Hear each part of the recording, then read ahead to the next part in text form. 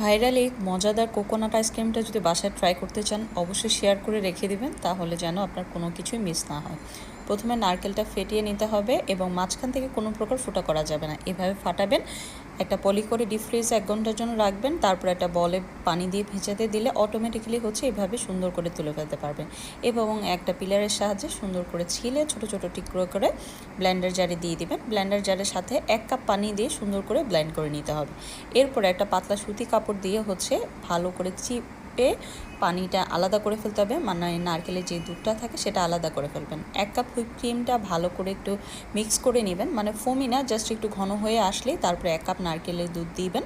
সাথে 3 টেবিল চামচ powder milk এবং সামান্য পরিমাণে ভ্যানিলা এসেন্স, এটা চাইলে স্কিপ করা যাবে। আর পাউডার মিল্কের পরিবর্তে আপনারা কন্ডেন্স মিল্কটাও দিতে পারেন। এবার সব কিছু মিক্স করে এইভাবে ঘনত্ব একটা ক্রিম তৈরি করবেন। করার পরে নারকেলের মোল্ডে দিয়ে ফ্রিজে রেখে দিবেন আধা ঘন্টার জন্য। আধা ঘন্টা পরে যখন একটু বসে যাবে তখন এরকম একটা ছোট বাটি বসাতে পারেন, অথবা মাঝখান থেকে তুলে জাস্ট খেয়ে ফেলতে পারেন। এভাবে সুন্দর করে আপনি আইসক্রিম মানে স্পুন বা হাতের সাহায্যে সুন্দর করে সেট আপটা করতে পারেন। আবার ডিপে দিয়ে দিবেন, তার 4 থেকে 5 ঘন্টার মধ্যে এর মধ্যেই কিন্তু আইসক্রিম রেডি। খুবই মজা, অবশ্যই ট্রাই